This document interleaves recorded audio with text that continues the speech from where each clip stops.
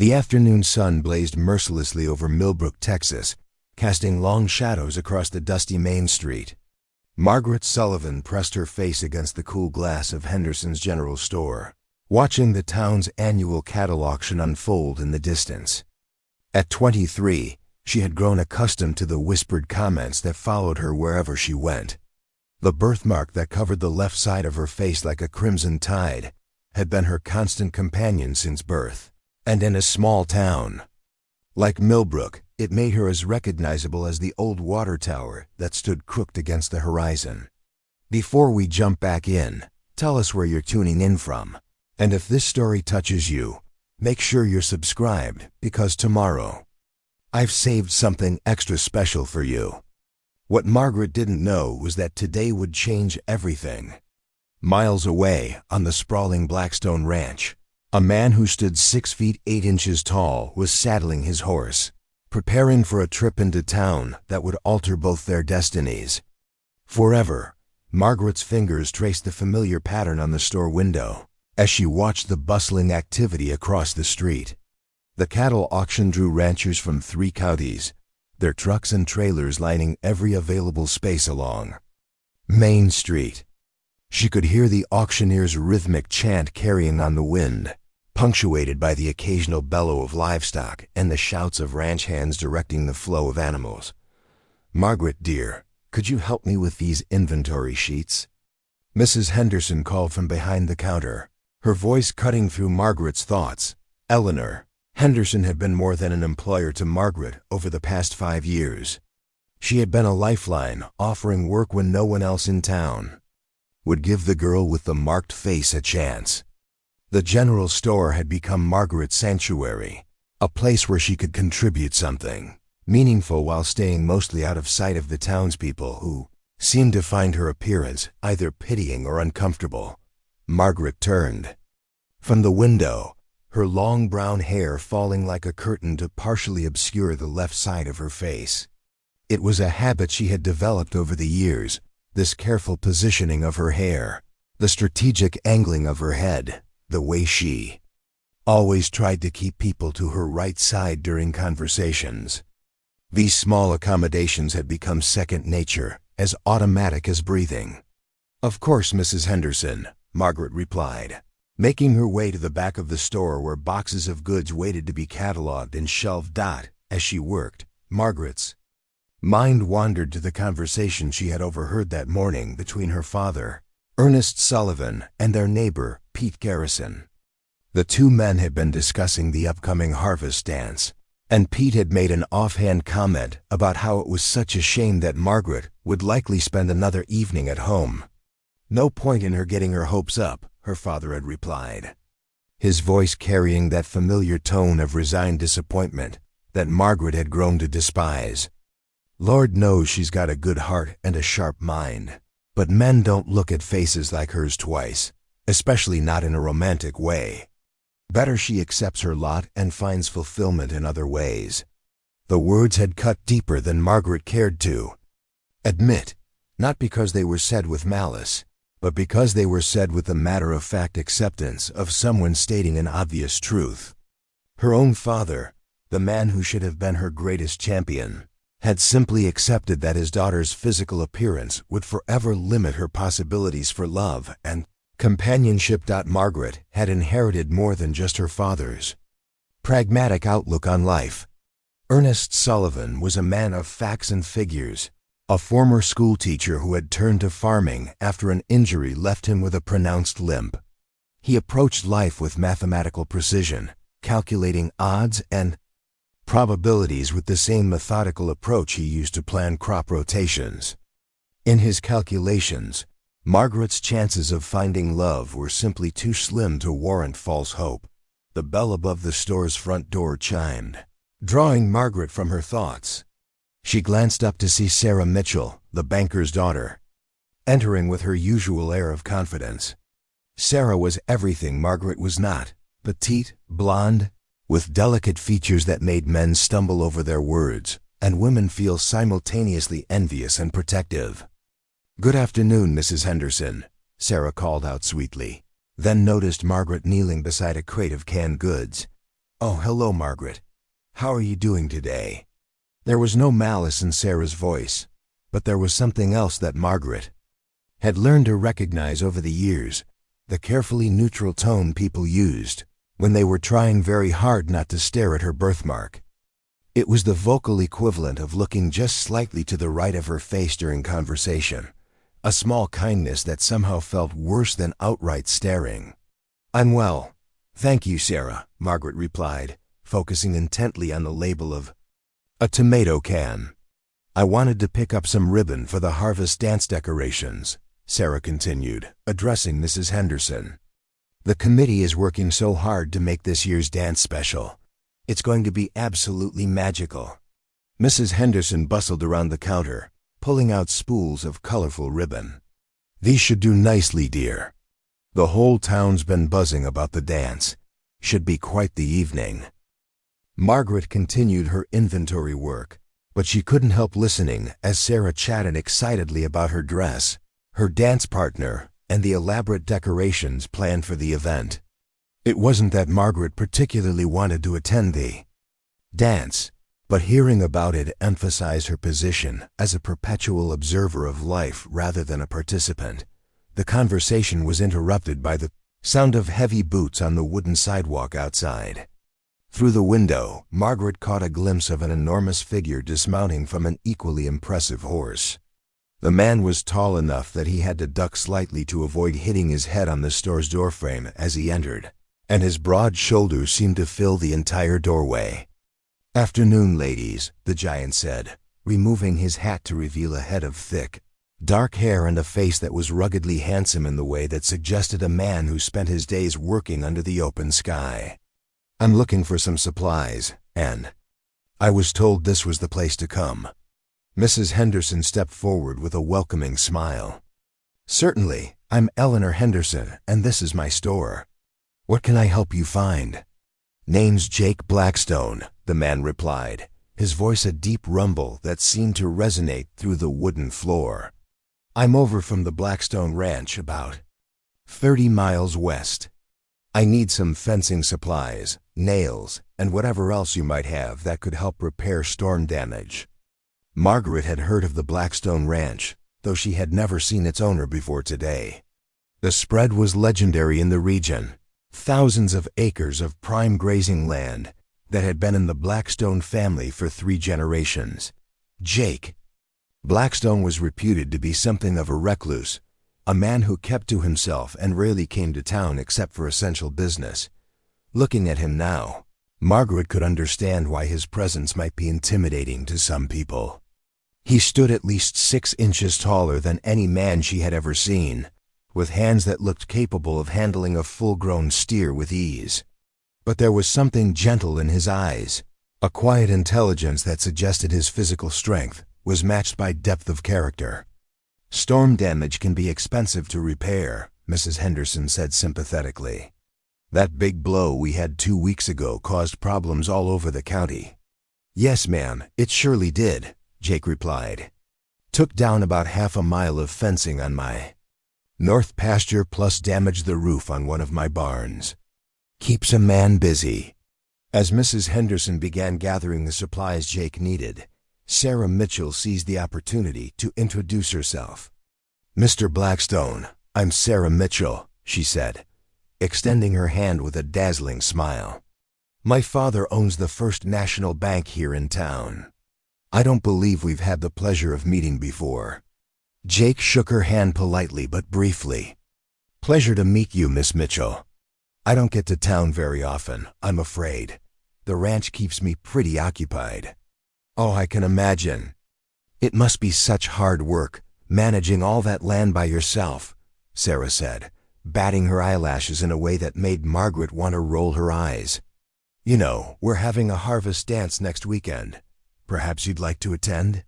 It's going to be the social event of the season." "That's very kind of you to mention it," Jake replied diplomatically, "but I'm not much for dancing, I'm afraid." These boots weren't made for fancy footwork. Margaret found herself glancing up from her inventory. Work curious about this gentle giant who seemed immune to Sarah Mitchell's considerable charms. Most men in town would have tripped over themselves for an invitation to escort the banker's beautiful daughter to the dance dot, as if sensing her gaze. Jake's eyes moved across the store and landed on Margaret. For a moment, their eyes met, and Margaret felt her breath catch in her throat. She expected to see the usual reaction, a quick glance, followed by either pity or uncomfortable avoidance. Instead, Jake's expression remained steady and interested, as if he was looking at her rather than at her birthmark. The moment stretched longer than Margaret was comfortable with, and she quickly returned her attention to the can in her hands. Feeling heat rise in her cheeks, she had imagined the interaction, surely. No one looked at her the way Jake Blackstone had seemed to look at her, with genuine curiosity and something that might have been admiration. "Will that be everything, Mr. Blackstone?" Mrs. Henderson asked, tallying up his purchases. "Actually," Jake said, and Margaret could hear something different in his voice, "I was wondering if you might need any help loading these supplies. Some of those fencing materials are pretty heavy." "Oh, that's very thoughtful," Mrs. Henderson replied, "but Margaret here is stronger than she looks. She's been helping me manage the heavy lifting for years now." Margaret felt mortified.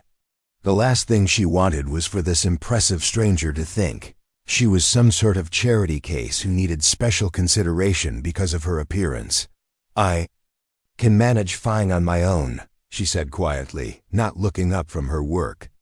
"I'm sure you can," Jake said, and there was something warm in his voice that made Margaret glance up despite herself. "But I was raised to offer help when I can provide it, especially to ladies who are working hard to keep a business running."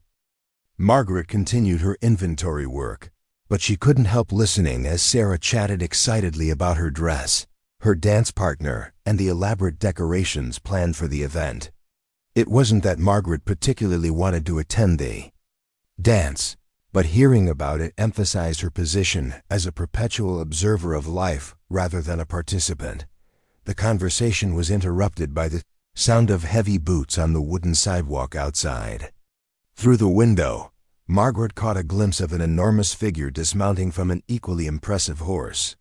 The man was tall enough that he had to duck slightly to avoid hitting his head on the store's doorframe as he entered, and his broad shoulders seemed to fill the entire doorway. "Afternoon, ladies," the giant said, removing his hat to reveal a head of thick, dark hair and a face that was ruggedly handsome in the way that suggested a man who spent his days working under the open sky. "I'm looking for some supplies, and I was told this was the place to come." Mrs. Henderson stepped forward with a welcoming smile. "Certainly, I'm Eleanor Henderson, and this is my store. What can I help you find?" "Name's Jake Blackstone," the man replied, his voice a deep rumble that seemed to resonate through the wooden floor. "I'm over from the Blackstone Ranch, about 30 miles west. I need some fencing supplies, nails, and whatever else you might have that could help repair storm damage." Margaret had heard of the Blackstone Ranch, though she had never seen its owner before today. The spread was legendary in the region. Thousands of acres of prime grazing land that had been in the Blackstone family for 3 generations. Jake Blackstone was reputed to be something of a recluse, a man who kept to himself and rarely came to town except for essential business. Looking at him now, Margaret could understand why his presence might be intimidating to some people. He stood at least 6 inches taller than any man she had ever seen, with hands that looked capable of handling a full-grown steer with ease. But there was something gentle in his eyes, a quiet intelligence that suggested his physical strength was matched by depth of character. "Storm damage can be expensive to repair," Mrs. Henderson said sympathetically. "That big blow we had 2 weeks ago caused problems all over the county." "Yes, ma'am, it surely did," Jake replied. "Took down about half a mile of fencing on my north pasture, plus damaged the roof on one of my barns. Keeps a man busy." As Mrs. Henderson began gathering the supplies Jake needed, Sarah Mitchell seized the opportunity to introduce herself. "Mr. Blackstone, I'm Sarah Mitchell," she said, extending her hand with a dazzling smile. "My father owns the First National Bank here in town. I don't believe we've had the pleasure of meeting before." Jake shook her hand politely but briefly. "Pleasure to meet you, Miss Mitchell. I don't get to town very often, I'm afraid. The ranch keeps me pretty occupied." "Oh, I can imagine. It must be such hard work managing all that land by yourself," Sarah said, batting her eyelashes in a way that made Margaret want to roll her eyes. "You know, we're having a harvest dance next weekend. Perhaps you'd like to attend? It's going to be the social event of the season." "That's very kind of you to mention it," Jake replied diplomatically, "but I'm not much for dancing, I'm afraid." These boots weren't made for fancy footwork. Margaret found herself glancing up from her inventory. Work, curious about this gentle giant who seemed immune to Sarah Mitchell's considerable charms. Most men in town would have tripped over themselves for an invitation to escort the banker's beautiful daughter to the dance dot, as if sensing her gaze. Jake's eyes moved across the store and landed on Margaret. For a moment, their eyes met, and Margaret felt her breath catch in her throat. She expected to see the usual reaction, a quick glance followed by either pity or uncomfortable avoidance. Instead, Jake's expression remained steady and interested, as if he was looking at her rather than at her birthmark. The moment stretched longer than Margaret was comfortable with, and she quickly returned her attention to the can in her hands, feeling heat rise in her cheeks. She had imagined the interaction, surely. No one looked at her the way Jake Blackstone had seemed to look at her, with genuine curiosity and something that might have been admiration. "Will that be everything, Mr. Blackstone?" Mrs. Henderson asked, tallying up his purchases. "Actually," Jake said, and Margaret could hear something different in his voice, "I was wondering if you might need any help loading these supplies. Some of those fencing materials are pretty heavy." "Oh, that's very thoughtful," Mrs. Henderson replied, "but Margaret here is stronger than she looks. She's been helping me manage the heavy lifting for years now." Margaret felt mortified. The last thing she wanted was for this impressive stranger to think she was some sort of charity case who needed special consideration because of her appearance. "I can manage fine on my own," she said quietly, not looking up from her work. "I'm sure you can," Jake said, and there was something warm in his voice that made Margaret glance up despite herself. "But I was raised to offer help when I can provide it, especially to ladies who are working hard to keep a business running." Margaret understood what her father was trying to do. Ernest Sullivan loved his daughter deeply, but he had never been able to overcome his belief that her birthmark would forever limit her opportunities in Millbrook. His solution was practical. If painful, remove her from the situation entirely. "I like working at the store," Margaret said quietly. "Mrs. Henderson has been good to me, and I feel useful there." "You are useful there, more than useful." "But Margaret, you're 23 years old.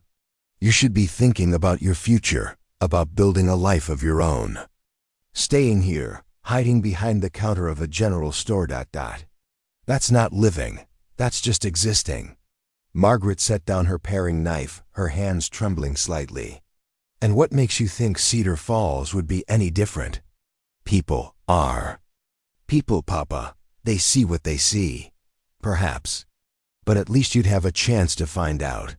Here, you've already accepted that there's no chance at all." The conversation was interrupted by a knock at the front door. Ernest and Margaret exchanged surprised glances. They rarely had visitors, especially after dark.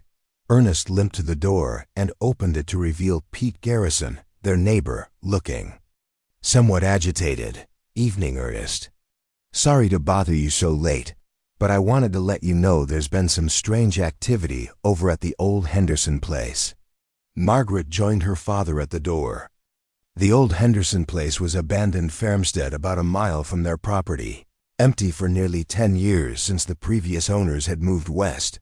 "What kind of activity?" Ernest asked. "Lights in the windows, smoke from the chimney. Looks like someone's moved in, but nobody in town knows anything about it. Thought you should know, seeing as how you're the closest neighbor." Margaret felt a flutter of curiosity. New people in the area were rare, and the Henderson place had been empty for so long that most people had forgotten it existed.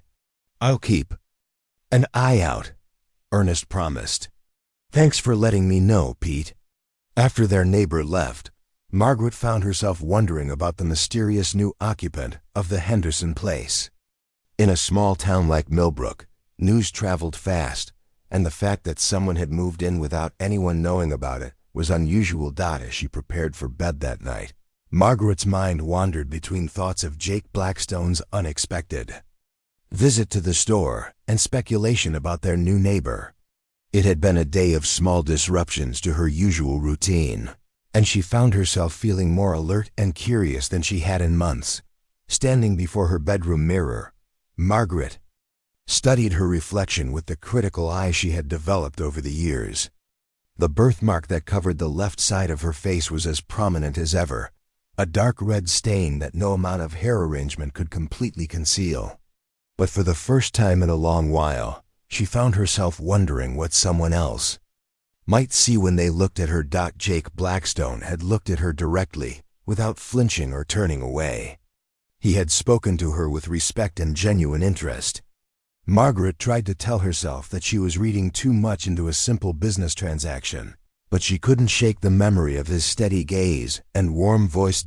As she settled into bed, Margaret made a decision that surprised her.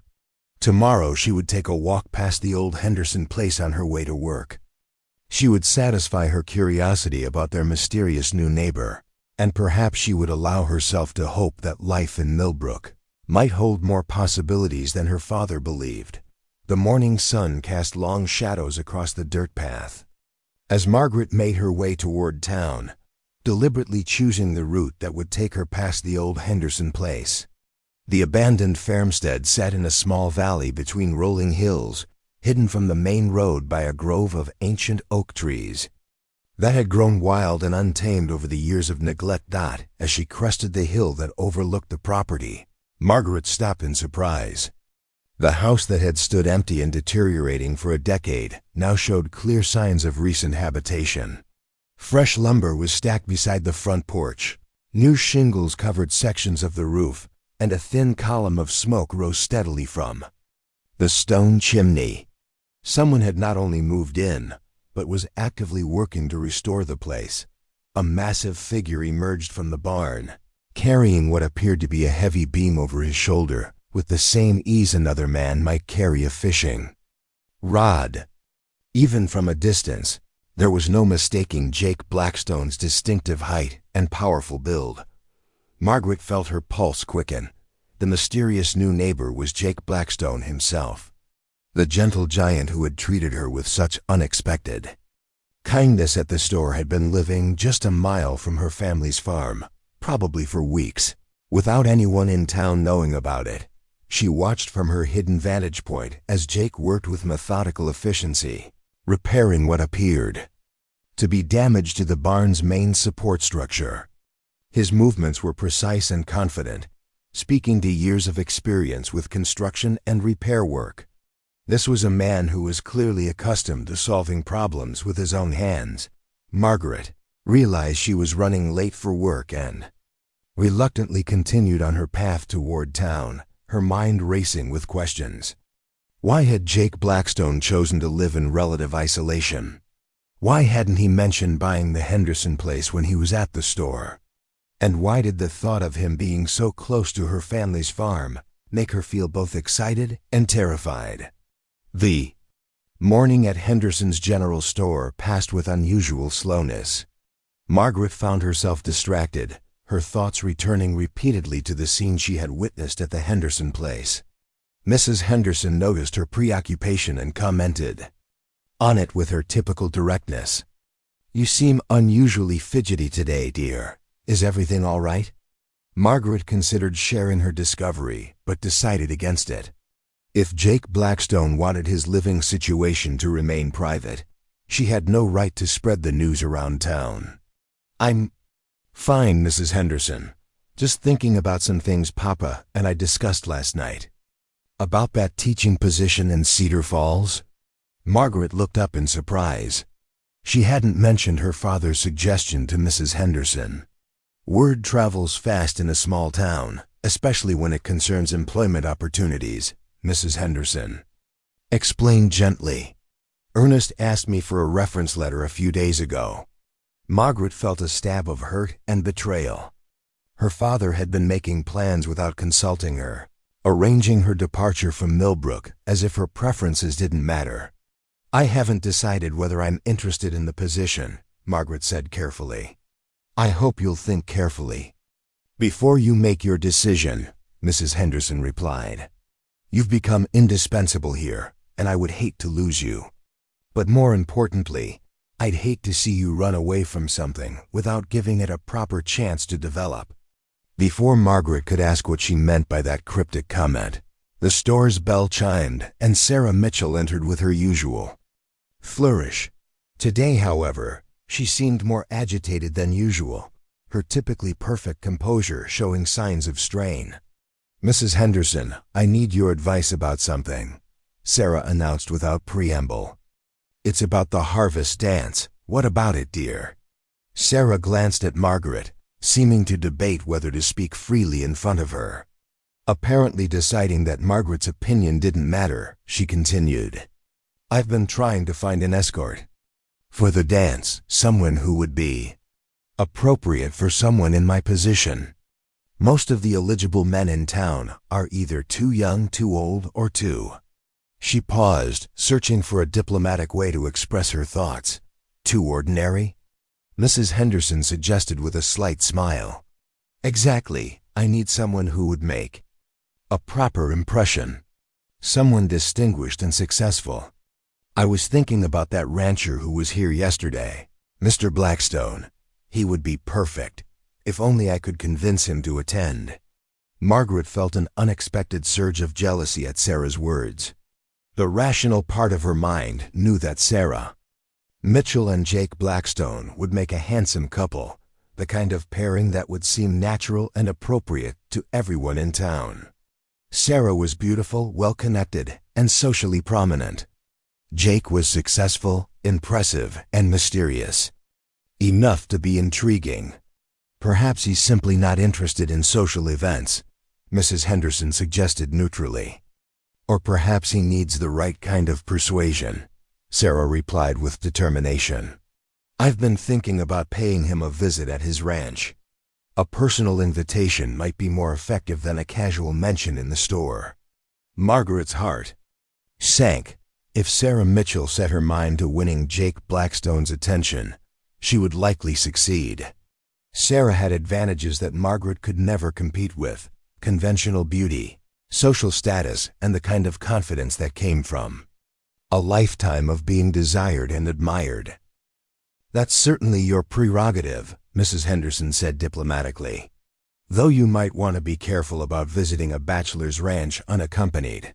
People do talk. I'll bring my aunt as a chaperone, of course, Sarah replied. Propriety must be maintained.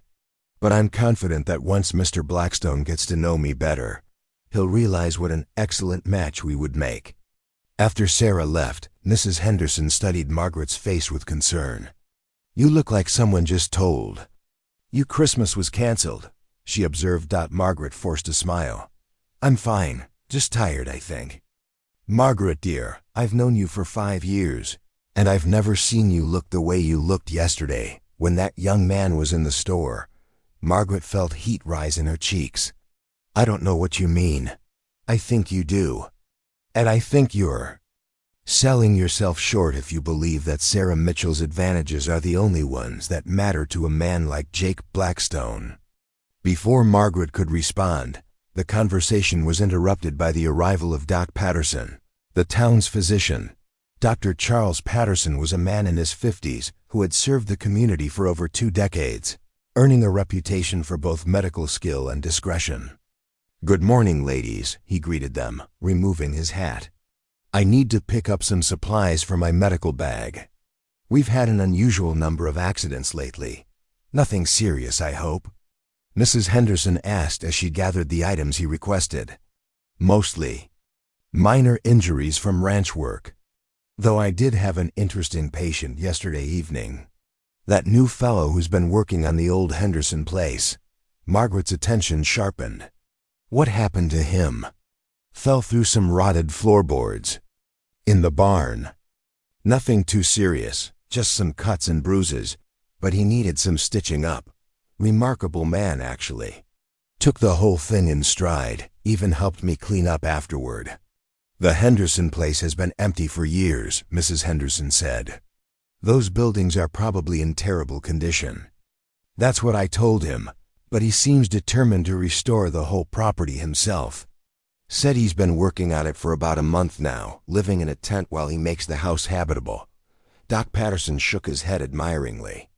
It takes a special kind of man to tackle a project like that alone. Margaret absorbed this information with growing fascination. Jake Blackstone wasn't just living at the Henderson place. He was single-handedly restoring it from years of neglect and decay. The scope of such an undertaking was staggering, requiring not only physical strength but also considerable skill and determination. Did he say why he chose that particular property? Margaret asked, trying to keep her voice casual. Said he liked the isolation and the potential. Mentioned something about wanting to build something lasting, something that would be his own creation rather than something inherited. Doc Patterson accepted his change from Mrs. Henderson. Seems like a thoughtful sort of fellow. Not many men his age are willing to take on that kind of long-term project. After Doc Patterson left, Margaret found herself unable to concentrate on her work. The image of Jake Blackstone living in a tent while he restored an abandoned farmhouse painted a picture of a man who was willing to sacrifice comfort and convenience for the sake of building something meaningful. It spoke to a depth of character that she found deeply appealing. The afternoon brought a steady stream of customers preparing for the weekend, but Margaret's mind kept wandering. She found herself imagining what the Henderson place might look like when Jake finished his restoration work. Would he plant gardens? Would he bring in livestock? Would he eventually start a family there? The last thought brought her up short. Why was she allowing herself to speculate about Jake Blackstone's future plans? She had no reason to believe that those plans would involve her in any way. As closing time approached, Margaret made a decision that surprised her with its boldness. Instead of taking her usual route home, she would walk past the Henderson place. Again. Not to spy, she told herself, but simply to see how the restoration work was progressing. The late afternoon sun was casting golden light across the hills as Margaret approached the property. This time, she could hear the sound of hammering coming from inside the house, a steady rhythm that spoke to focused, methodical work. She was standing at the edge of the oak grove, debating whether to continue closer, when a voice behind her made her jump. It's quite a project, isn't it? Margaret spun around to find Jake Blackstone standing a few feet away, apparently having approached from the direction of the barn. His shirt was rolled up to the elbows. His hands showed the calluses and small cuts of hard labor, and there was sawdust in his dark hair. He looked like a man who had been working hard and was satisfied with his progress. I'm sorry, Margaret stammered, feeling caught in the act of trespassing. I was walking home and I heard the hammering. No need to apologize, Jake said with a gentle smile. I've been hoping someone would stop by and take a look at what I'm doing here. Most folks in town seem to avoid this place. People remember it the way it was when the original owners left, Margaret explained. It was pretty run down even then. It's got good bones though, solid foundation, well-built frame. Just needs someone willing to put in the work to bring it back to life. Jake gestured toward the house, and Margaret noticed that he moved with a slight limp. Doc Patterson's story about the accident came back to her. Are you all right? She asked. Dr. Patterson mentioned you had an accident yesterday. Jake looked surprised that she knew about his injury, then seemed to realize how news traveled in a small town. Just a reminder to watch where I step, he said ruefully. Those old floorboards can be tricky, but it's nothing that won't heal. You're doing all this work yourself? Most of it. It's slower than hiring a crew, but I prefer it this way. When I'm finished, I'll know every board, every nail, every corner of this place. It'll truly be mine in a way that buying something already built could never be.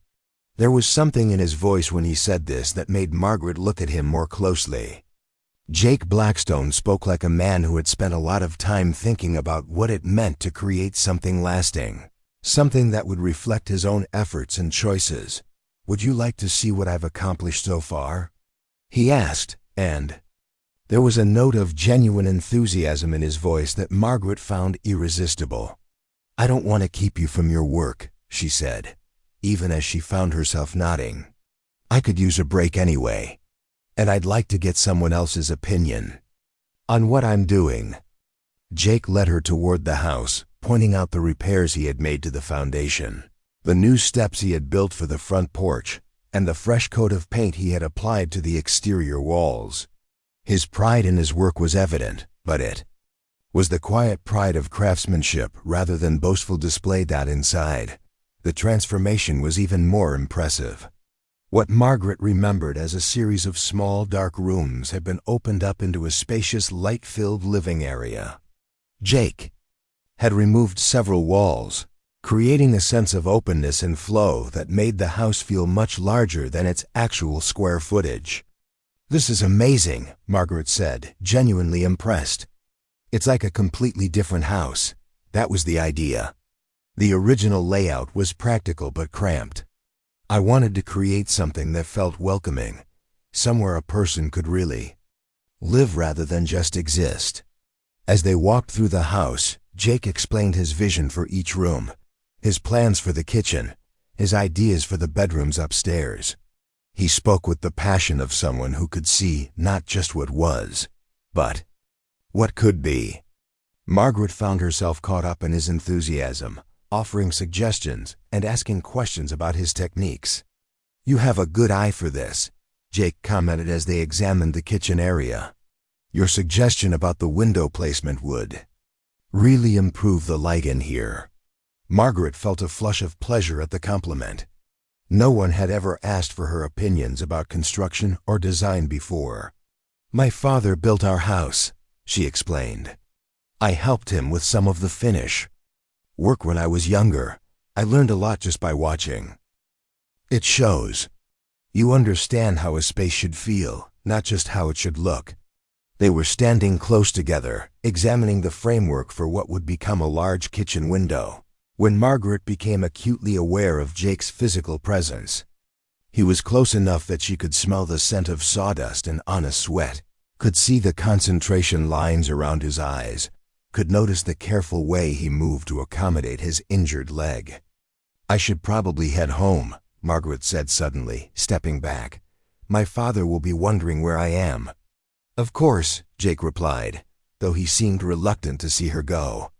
Thank you for stopping by and for your suggestions. They've given me some new ideas to think about.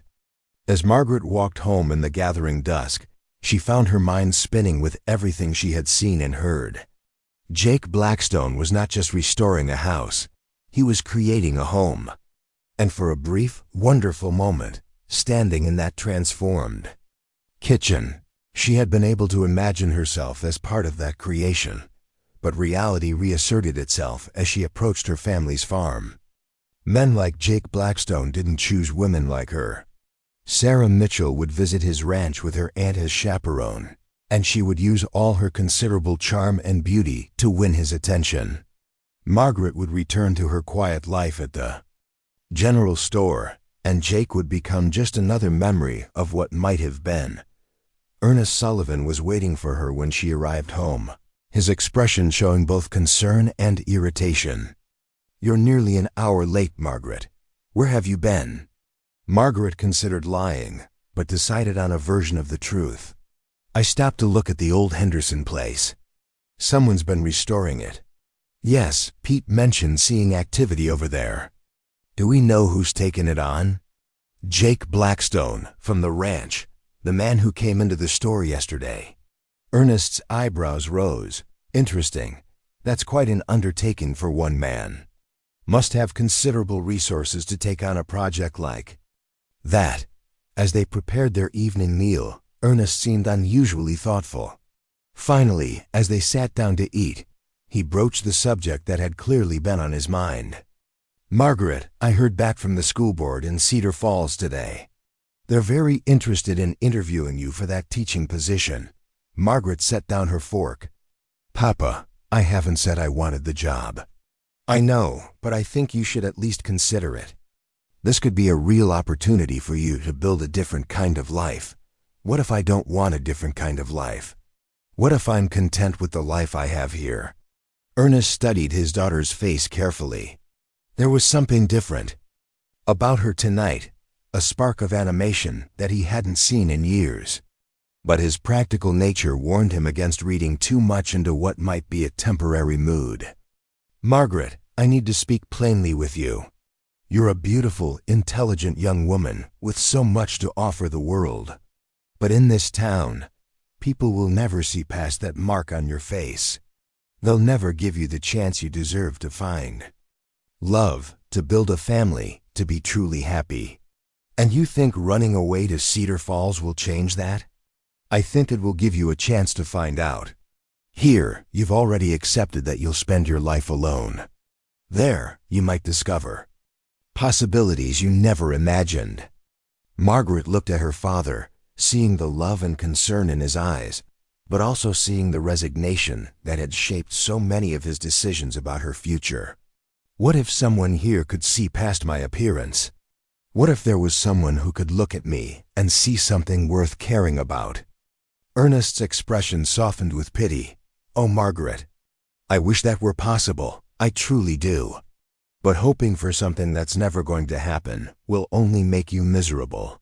Better to build a life based on what's realistic than to waste your years waiting for a miracle." That night, as Margaret lay in bed staring at the ceiling, she found herself caught between her father's pragmatic pessimism and her own tentative hope. Jake Blackstone had looked at her without flinching, had asked for her opinions, had seemed genuinely interested in her thoughts and suggestions. But was she reading too much into simple politeness? Tomorrow, Sarah Mitchell would probably make her visit to the Blackstone Ranch, armed with beauty, charm, and social position.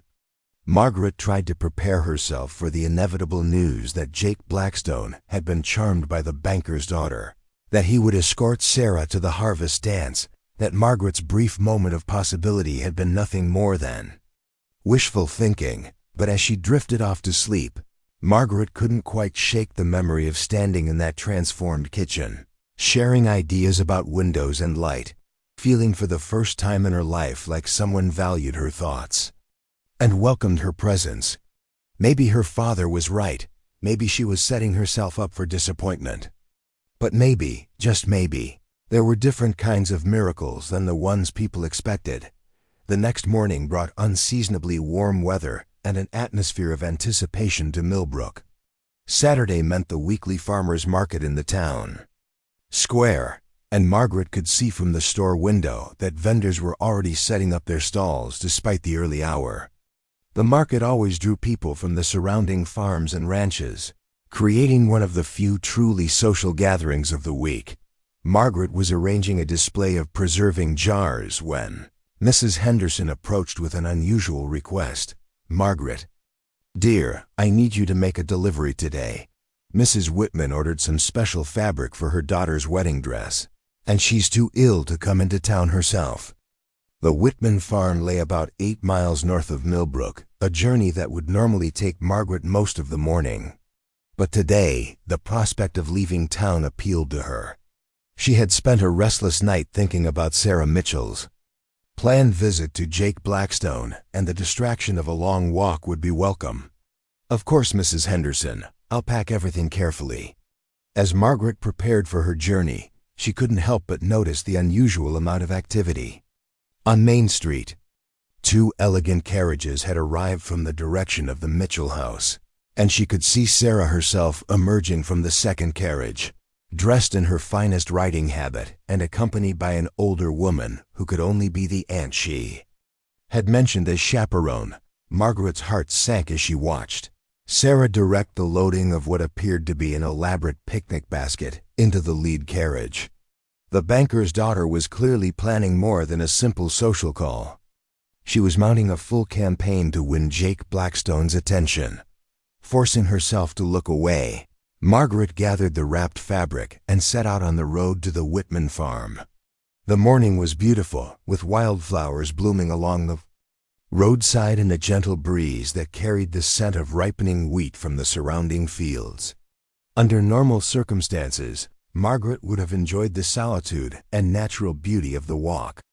Today, however, her mind was occupied with imagining the scene playing out at the Henderson place. The Whitman farm was one of the more prosperous operations in the area, with well-maintained buildings and fields that showed the careful attention of experienced farmers.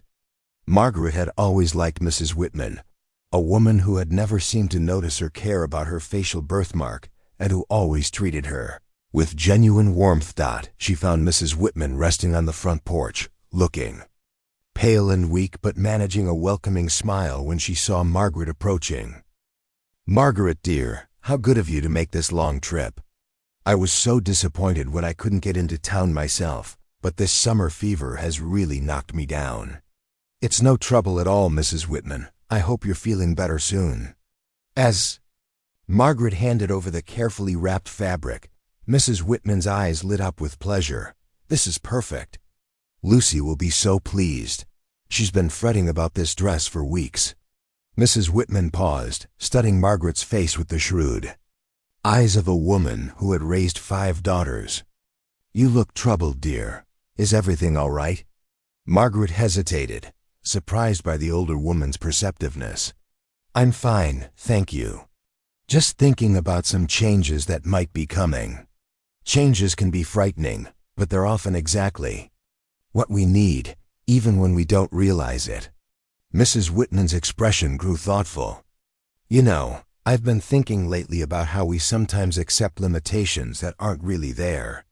We tell ourselves that certain things are impossible when they're really just unlikely."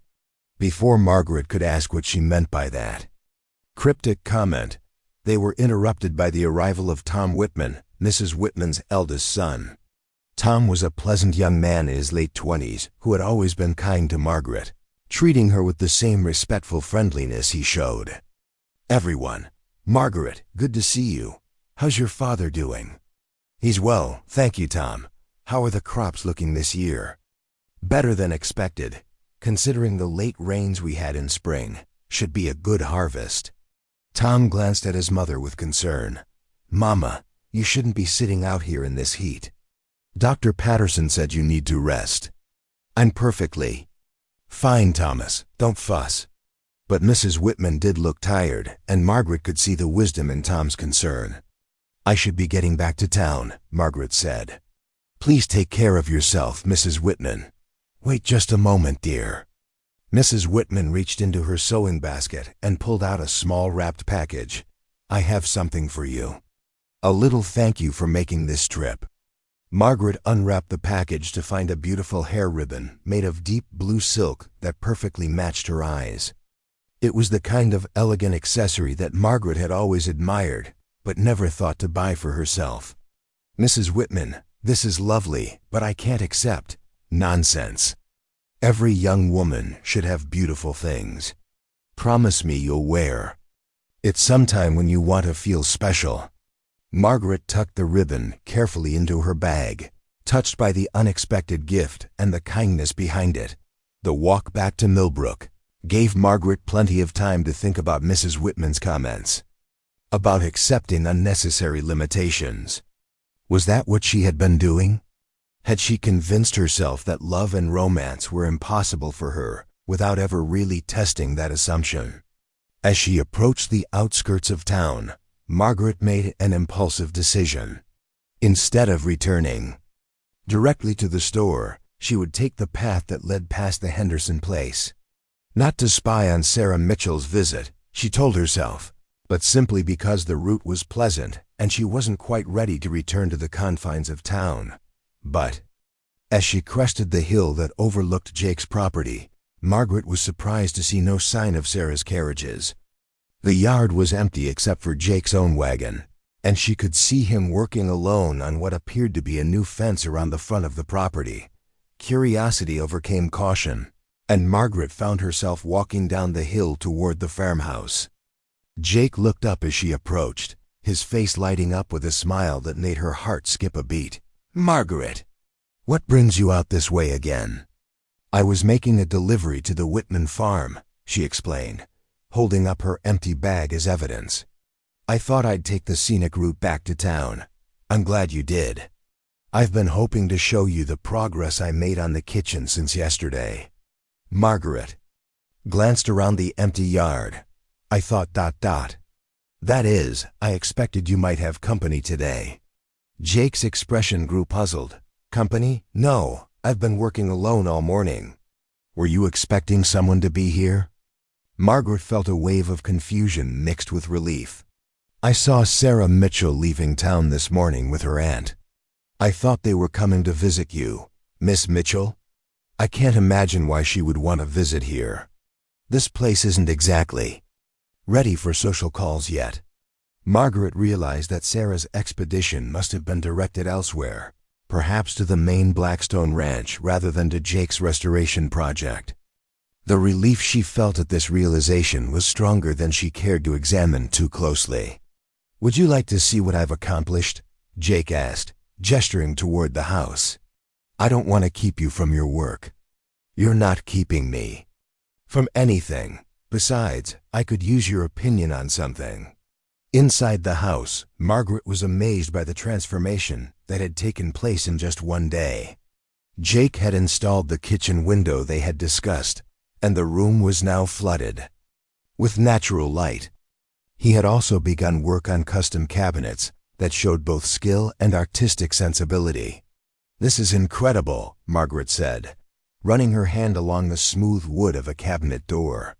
"You're not just restoring this place, you're making it beautiful." "That's exactly what I was hoping you'd say. I wanted to create something that would be both functional and pleasing to look at."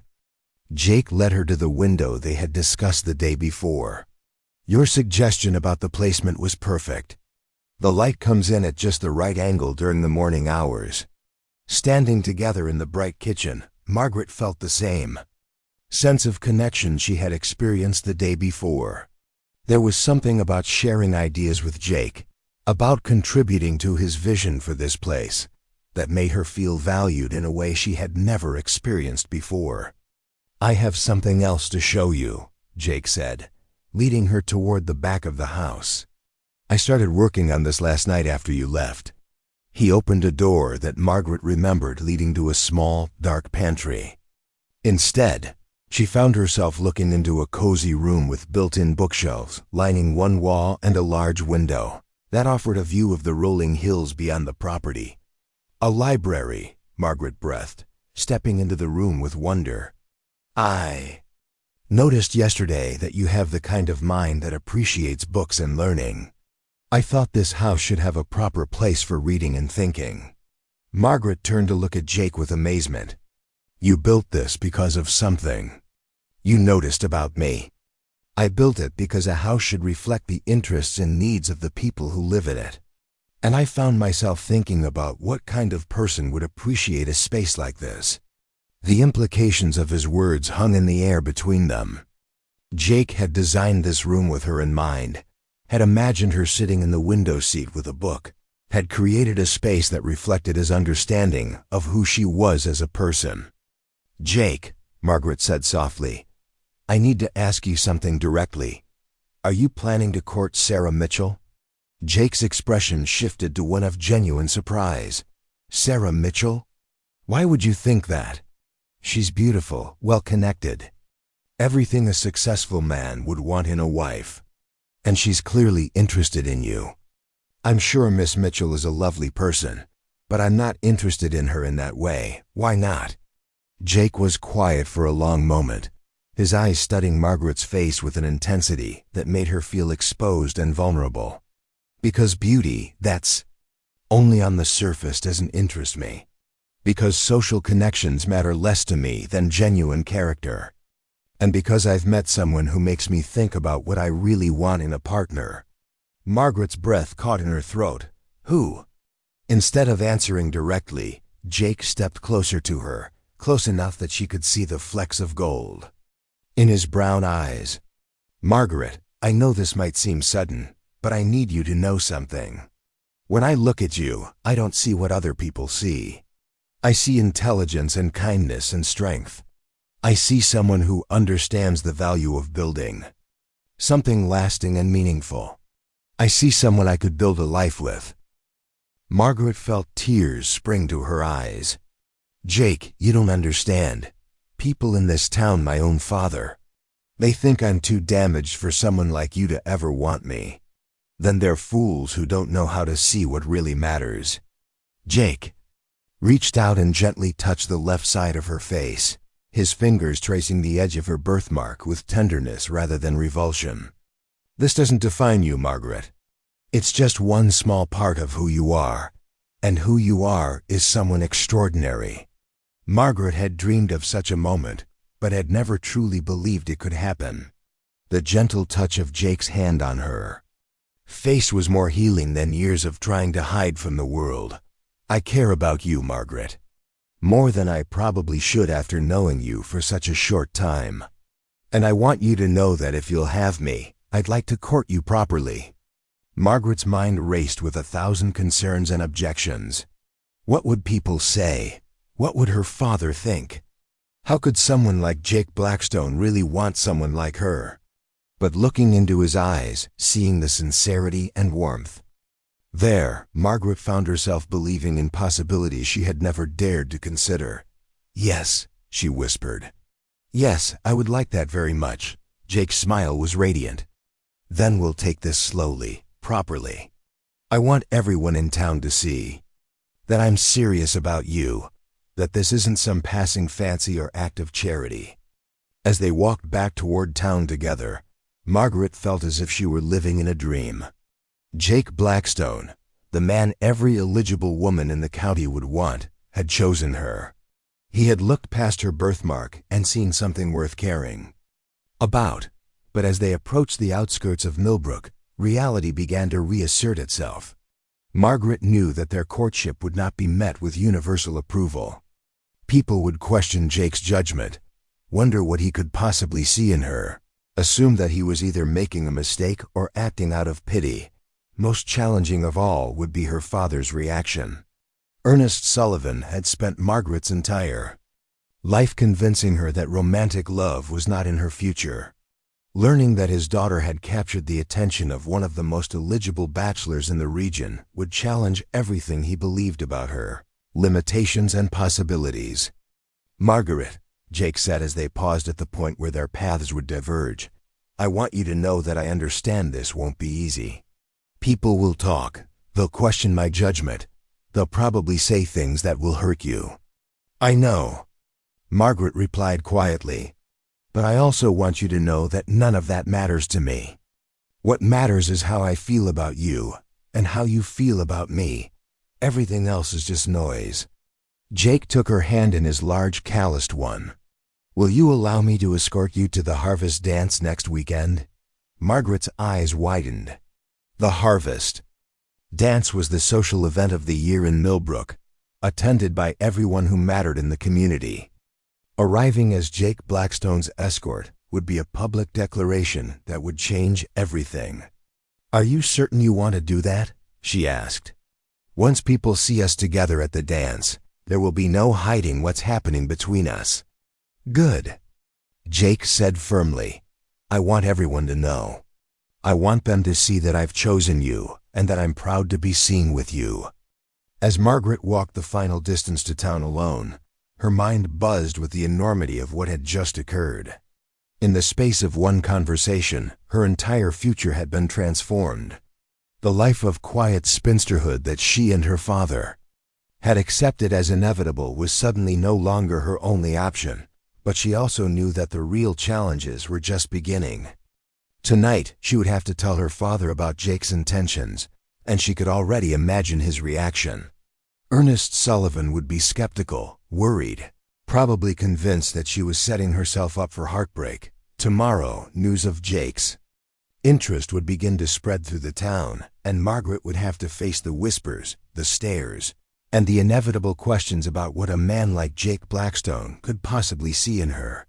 But for now, walking through the late afternoon sunshine with Mrs. Whitman's blue ribbon in her bag, and Jake Blackstone's words echoing in her mind, Margaret allowed herself to feel something she had never experienced before, the joy of being truly wanted by someone who mattered to her. The harvest dance was still a week away, but Margaret knew that her real test would begin the moment she walked through the door of her family's farmhouse and told her father that everything he believed about her future had been wrong. Margaret stood outside her family's farmhouse as the sun began to set, gathering courage for the conversation that would change everything.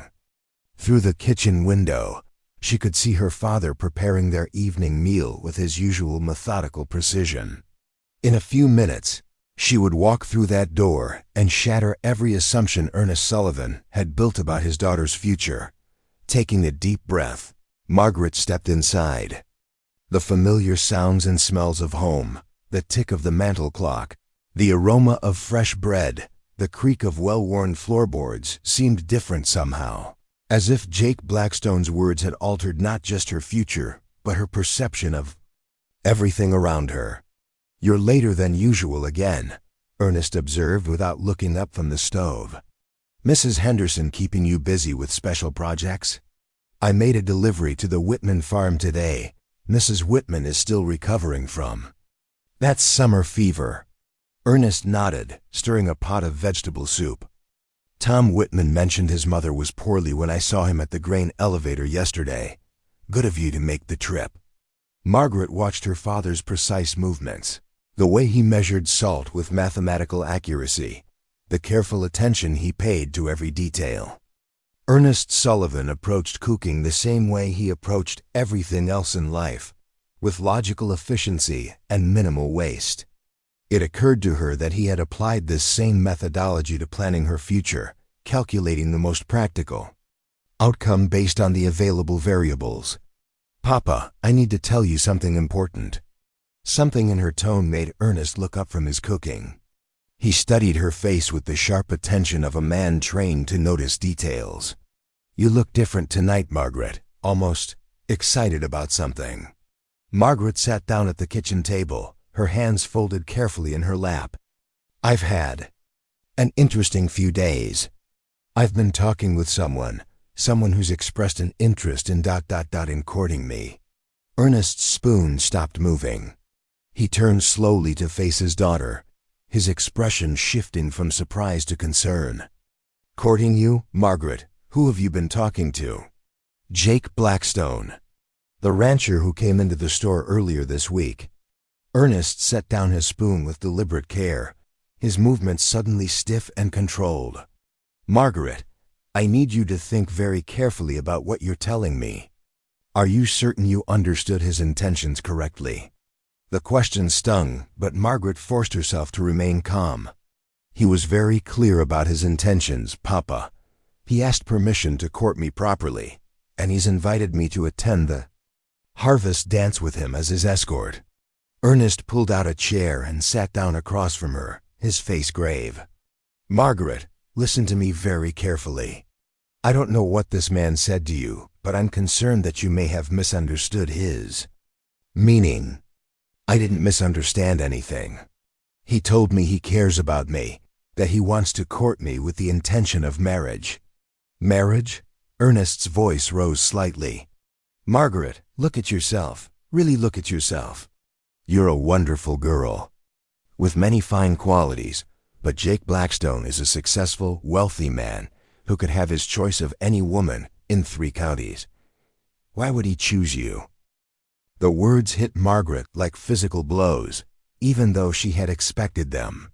"Maybe because he sees something in me that you can't see." Ernest leaned forward, his expression intense. "What I see is my daughter setting herself up for heartbreak. Margaret, men like Jake Blackstone don't marry women like you. They might be kind to you, they might even enjoy your company, But when it comes time to choose a wife, they choose someone who enhances their social position. He specifically told me that social position doesn't matter to him. Of course he did. Do you think he would come right out and tell you that he's just amusing himself? Margaret, you're 23 years old, and you've never had a serious suitor. You don't understand how men like this operate. Margaret felt tears threatening, but she forced herself to maintain eye contact with her father. What if you're wrong? What if Jake really does care about me the way he says he does? Ernest's expression softened with pity. Oh, my dear girl. I wish with all my heart that I could be wrong about this. But I've seen too much of the world to believe in fairy tales. Men marry women who can help them build the kind of life they want. They don't marry women who will be a source of embarrassment or social difficulty. So you think my appearance makes me unmarriageable? I think your appearance makes you vulnerable to men who might take advantage of your inexperience and loneliness. Margaret, this Jake Blackstone has been living like a hermit out at that old farmstead. Maybe he's lonely, maybe he's looking for some female companionship, but that doesn't mean he's serious about marriage. Margaret stood up abruptly, her chair scraping against the floor. You're wrong about him, Papa, and you're wrong about me. Am I? Then explain to me why, in all your 23 years, no other man has ever shown romantic interest in you. Explain to me why Jake Blackstone, who could court Sarah Mitchell or any other beautiful woman he chose, would suddenly decide that you're what he wants. The question hung in the air between them, cruel in its logic. Margaret had asked herself the same thing, had wondered if Jake's interest was real or imagined. But standing in that transformed kitchen at the Henderson place, feeling the tenderness in his touch when he traced her birthmark, she had believed in the sincerity of his feelings. Maybe, Margaret said quietly, some people are capable of seeing past surface appearances to what really matters. And maybe some young women are so desperate for attention that they mistake kindness for romance. The words hit their target with devastating accuracy. Margaret felt the blood drain from her face as her father's assessment struck at her deepest fears and insecurities. That's cruel, Papa. Ernest's expression immediately filled with regret. I'm sorry, Margaret. I didn't mean to be cruel. But I'm frightened for you. I can see the hope in your eyes, and I know how much it's going to hurt when this man disappoints you. What if he doesn't disappoint me? What if he's exactly what he appears to be? Ernest stood and walked to the window, staring out at the darkening fields. Then I suppose I'll have been wrong about everything I thought I knew about human nature. Margaret joined him at the window, standing close enough to see the tension in his shoulders. Papa, I know this is difficult for you to believe. It's difficult for me to believe too. But Jake Blackstone looked at me and saw someone worth caring about. He touched my face, the marked side of my face, with tenderness, not revulsion. He built a library in his house because he noticed that I love books. Those aren't the actions of a man who's just amusing himself. Ernest turned to study his daughter's face in the fading light. You really believe he's sincere? I do. And you're determined to accept his courtship, regardless of what I think about it. I am. Ernest sighed deeply, the sound of a man who had lost an argument he had been certain he would win. Then I suppose there's nothing more I can say. But Margaret, promise me one thing. Promise me that you'll be careful. Don't give this man your whole heart until you're absolutely certain he's worthy of it. I promise, Papa. They stood together, in comfortable silence for several minutes, both lost in their own thoughts. Finally, Ernest returned to his cooking, and Margaret set the table for their evening meal. The conversation had ended, but Margaret knew that her father's concerns would continue to echo in his mind. Over dinner, Ernest made an effort to discuss practical matters related to Margaret's courtship. If you're serious about this, you'll need a proper dress for the harvest dance. Something that shows you understand the significance of the occasion. Margaret looked up in surprise. You think I should attend the dance with him? If you're determined to pursue this courtship, You might as well do it properly. Half measures will only fuel gossip and speculation. I don't have anything appropriate to wear. Ernest considered this problem with his typical methodical approach. Mrs. Patterson is an excellent seamstress, and she's always been kind to you. Perhaps she could help you create something suitable.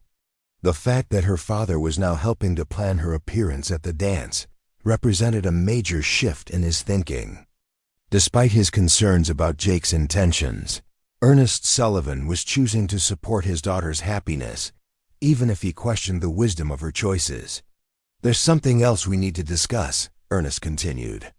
If this courtship becomes public knowledge and attending the dance together will certainly make it public, there will be talk. Some of it will be unkind. I know, Papa. People will say things about you, about him, about his motives and your expectations. You'll need to be prepared for that. Margaret had been trying not to think about the social implications of her relationship with Jake, but she knew her father was right. Millbrook was a small town where everyone knew everyone else's business, and her sudden romantic attachment to the area's most eligible bachelor would be the subject of intense speculation. They'll say he's making a mistake, Margaret said quietly. Yes, they will. And they'll say you're reaching above your station. They'll question his judgment and your motives. Some people might even suggest that you've somehow tricked or manipulated him. That's not what happened. I know that, and you know that, but public opinion isn't always based on facts. It's based on what people expect to be true. After dinner, as they cleaned up the kitchen together, Ernest made one final attempt to express his concerns. Margaret, I want you to understand that my reservations about this situation have nothing to do with your worth as a person. You're intelligent, kind, hardworking, and beautiful in ways that have nothing to do with your appearance. Any man would be lucky to have you as a wife. Margaret paused in her dishwashing, surprised by this unexpected declaration. But the world we live in isn't always fair or logical. People make judgments based on superficial things, and those judgments can have real consequences. I don't want to see you hurt by the cruelty of people who can't see past your birthmark to the wonderful woman you are. I understand, Papa, but I can't live my whole life afraid of what other people might think or say. If Jake is willing to court me publicly, knowing what people will say about his choice, then maybe I should be brave enough to let him. Ernest nodded slowly. Perhaps you're right. Perhaps it's time for both of us to stop assuming that the worst possible outcome is the most likely one. That night, as Margaret prepared for bed, she found herself thinking about the week ahead. Tomorrow she would have to face Mrs. Henderson and probably answer questions about her late return home. By Tuesday or Wednesday, news of Jake's interest would begin to circulate through the town's informal communication networks. By Thursday, everyone in Millbrook would know that Jake Blackstone was courting Margaret Sullivan. The harvest dance was still 6 days away, but Margaret knew that the real test of Jake's commitment would come much sooner. Once word of their relationship spread, Jake would face pressure from people who would question his judgment, suggest that he was making a mistake, or imply that Margaret was somehow unworthy of his attention. Margaret pulled Mrs. Whitman's blue ribbon from her bag and held it up to catch the lamplight. The silk was beautiful, the color rich and deep. Mrs. Whitman had given it to her with the instruction to wear it when she wanted to feel special. Perhaps it was time to start believing that she deserved to feel special, that someone like Jake Blackstone might genuinely care about her. As she drifted off to sleep, Margaret's mind wandered to the library Jake had built with her in mind. The image of that bright, book-filled room represented more than just a place to read. It represented a future where someone valued her thoughts and interests enough to create a space specifically for them. Tomorrow would bring new challenges, new opportunities for doubt and fear. But tonight, Margaret allowed herself to believe in the possibility that her father might be wrong, that fairy tales might sometimes come true, and that a man like Jake Blackstone might truly see something worth loving in a woman like her. The harvest dance was still 6 days away. But Margaret's real journey toward believing in her own worth had already begun. Monday morning brought an unexpected visitor to Henderson's general store. Margaret was barely through the door when she saw Sarah Mitchell pacing near the counter, her usual composure replaced by visible agitation. Dark circles under her eyes suggested a sleepless night, and her normally perfect hair showed signs of hasty arrangement. "Margaret, finally!" Sarah exclaimed, rushing toward her. "I've been waiting for you to arrive. I need to ask you something important." Mrs. Henderson looked up from her account books with obvious curiosity. Sarah Mitchell rarely displayed such obvious distress, and her presence in the store before 9 in the morning was highly unusual. "What can I help you with, Sarah?" Margaret asked, though she suspected she already knew the source of Sarah's agitation. "It's about Jake Blackstone. I went to call on him at his ranch on Saturday, but his foreman told me he wasn't there. Then yesterday at church, Mrs. Garrison mentioned seeing him walking through town with a young woman. She couldn't see who it was from a distance, but she said they seemed very familiar with each other." Margaret felt her cheeks grow warm. Mrs. Garrison had a reputation for observing everything that happened in Millbrook and reporting it with embellished details to anyone who would listen. "I'm not sure what you're asking me," Margaret said carefully. Sarah stepped closer, her voice dropping to a conspiratorial whisper. "Margaret, you work here in town. You see everyone who comes and goes. Have you noticed Jake Blackstone paying particular attention to anyone? Because I need to know if I have competition for his affections." Mrs. Henderson cleared her throat diplomatically. "Perhaps this is a conversation better suited for a more private setting." "No, it's all right," Sarah said, though her voice carried a note of desperation. "Margaret, I've been planning my approach to Mr. Blackstone for weeks. I've researched his background, his interests, his business dealings. We would be perfect together, my father's banking connections, his ranching expertise, my social position, his wealth. It's an ideal match." Margaret recognized the calculating tone in Sarah's voice. This wasn't about love or genuine affection. It was about social strategy and practical advantage. Sarah Mitchell was approaching Jake Blackstone like a business proposition rather than a romantic interest.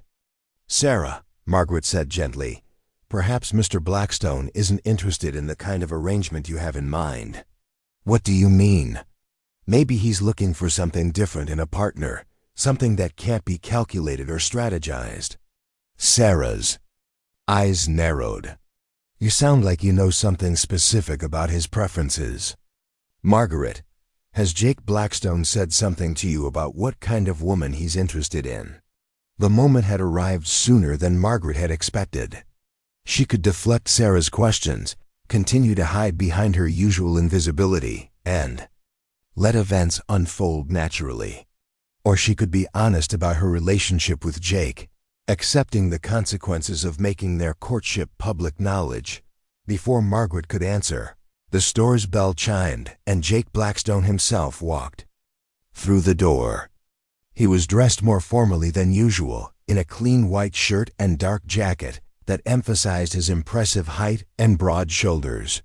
His eyes immediately found Margaret, and his face lit up with a smile that was unmistakably warm and personal.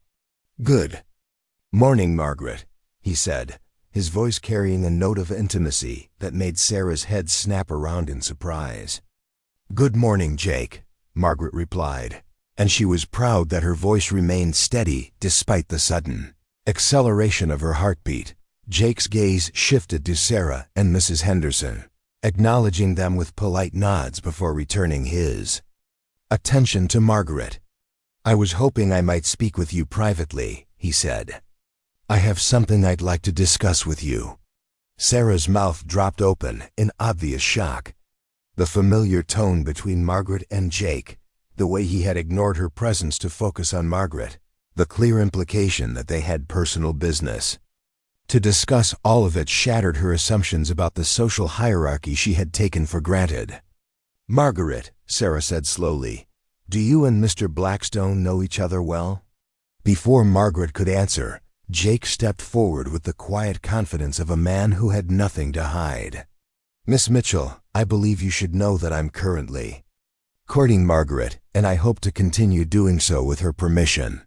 The silence that followed this announcement was deafening. Sarah stared at Jake as if he had spoken in a foreign language, her face cycling through expressions of disbelief, confusion, and growing outrage. "Courting Margaret?" Sarah's voice rose to a pitch that made Mrs. Henderson wince. "But that's impossible." Jake's expression hardened slightly. "I'm not sure what you mean by impossible, Miss Mitchell." Sarah gestured wildly toward Margaret. "Look at her. Look at that mark on her face. You could have any woman you wanted, any beautiful, accomplished woman in the county, and you choose her?" Margaret felt the familiar burn of shame creeping up her neck, but Jake's response was swift and decisive. "I have chosen her, Miss Mitchell, because she is beautiful, accomplished, and intelligent. The mark you refer to is simply part of who she is, and I find everything about her perfect." The power of his words, delivered with absolute conviction, left Sarah speechless. Mrs. Henderson looked between the three of them with obvious fascination, clearly aware that she was witnessing a moment that would be discussed throughout Millbrook for months to come. "But the social implications," Sarah stammered. "What will people say? What will your business associates think?"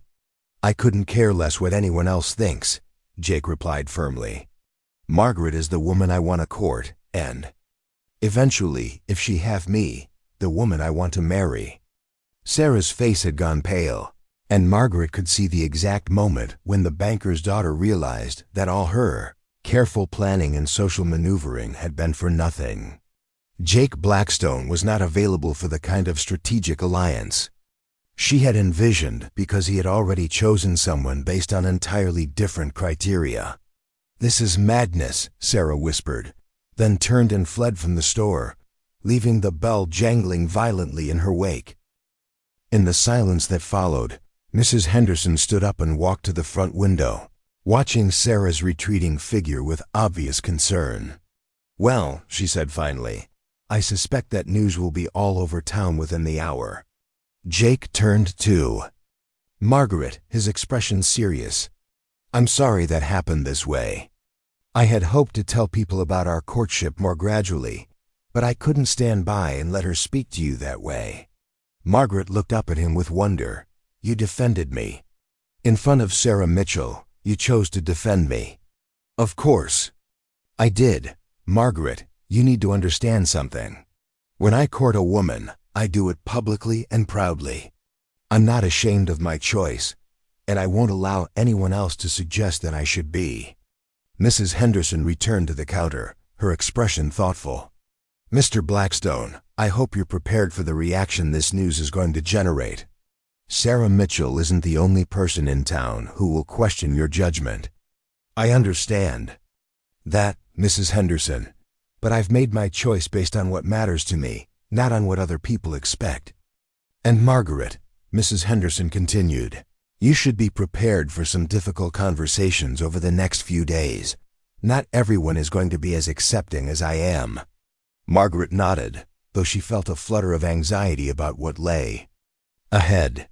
Sarah Mitchell's reaction had been extreme, but Margaret suspected it was only a preview of the shock and disapproval she would face from others in the community. "Actually," Jake said, "that's part of what I wanted to discuss with you. I think we should make our courtship as public as possible, as quickly as possible. I don't want there to be any ambiguity about my intentions or my commitment to you." "What did you have in mind?" Margaret asked. "I'd like to escort you to church this Sunday. I want everyone in town to see us together, to understand that this is a serious courtship, not some temporary whim." Margaret felt her breath catch. Attending Sunday service together would be even more public than the harvest dance. Church was where the entire community gathered, where social hierarchies were most visible, where any deviation from expected norms would be immediately noticed and discussed. "Are you certain you want to do that?" she asked. "Once we walk into That church together, there will be no going back. Everyone will know, and everyone will have an opinion. Good, Jake said firmly. I want them to know. I want them to see that I'm proud to be with you. Mrs. Henderson had been listening to this exchange with growing admiration. Mr. Blackstone, I have to say that your approach is refreshing. Too many men in this town make their romantic choices based on what will advance their social standing, rather than what will make them happy. I've spent enough time in cities to know that social standing built on other people's approval is worthless, Jake replied. Real success comes from building a life with someone who shares your values and makes you want to be a better person. The conversation was interrupted by the arrival of Tom Whitman, who seemed surprised to find Jake in the store so early in the morning. Mr. Blackstone, good to see you again. How's the restoration work coming along? Very well, thanks to some excellent advice from Margaret here. She has a real eye for what makes a house feel like a home. Tom glanced between Jake and Margaret with obvious curiosity. I didn't realize you two knew each other well. We're getting to know each other very well, Jake said with a meaningful look at Margaret. In fact, I'm hoping to court Margaret properly, with her permission and her father's blessing. Tom's eyebrows rose in surprise, but his reaction was much more positive than Sarah's had been. Well, that's wonderful news. Margaret, you didn't mention anything about this when you visited the farm on Saturday. It's all very recent, Margaret replied, feeling grateful for Tom's easy acceptance of the news. My mother will be delighted to hear this, Tom continued. She's always said that Margaret deserves someone who can appreciate her qualities. She want to invite you both for dinner once she's feeling better. The contrast between Tom's reaction and Sarah's couldn't have been more stark. Where Sarah had focused on Margaret's perceived deficiencies, Tom immediately spoke of her qualities and his family's desire to welcome Jake into their social circle.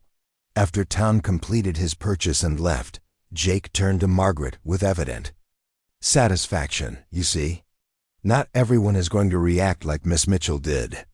There are people in this community who know your worth. The Whitmans have always been kind to me, Margaret said. But they're not the only people whose opinions matter. In this town, no, they're not. But they're the kind of people whose opinions should matter to us. People who judge character rather than appearance, who value substance over superficial concerns. Mrs. Henderson had been listening to this exchange with obvious approval. Mr. Blackstone, I think you'll find that Margaret has more friends in this community than she realizes. People have noticed her kindness, her intelligence, and her work ethic. Not everyone is as shallow as Sarah Mitchell. Throughout the rest of the morning, Margaret found herself in a state of nervous anticipation. Sarah's dramatic exit from the store meant that news of Jake's courtship would spread rapidly through Millbrook's social networks. By noon, half the town would know. By evening, everyone would have heard some version of the story. Jake remained at the store much longer than his business required, clearly reluctant to leave Margaret to face the inevitable questions and comments alone.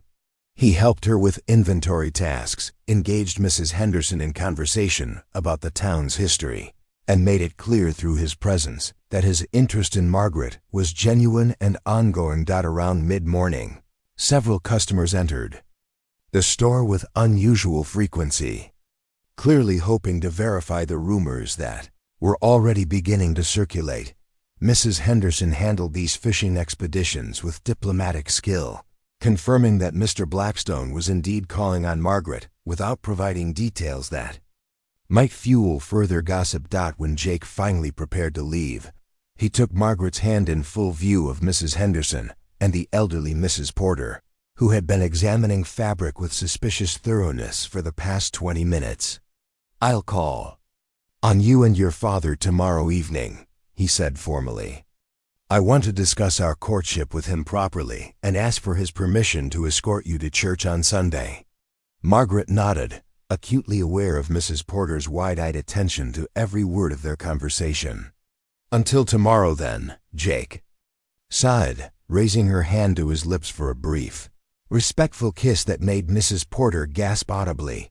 After Jake left, Mrs. Porter immediately abandoned any pretense of shopping and approached the counter with obvious excitement.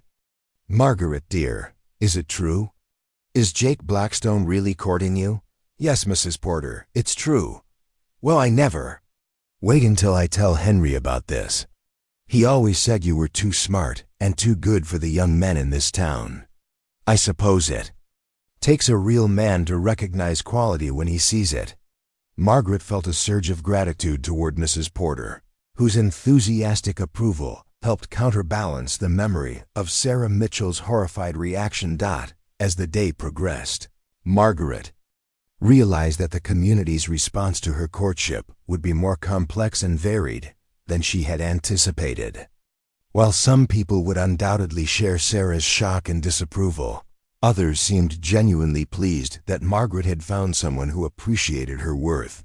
The real test, however, would come tomorrow evening when Jake formally requested her father's permission to court her. Ernest Sullivan's reaction would determine not just the future of her relationship with Jake, but her own understanding of whether she deserved the kind of love Jake was offering.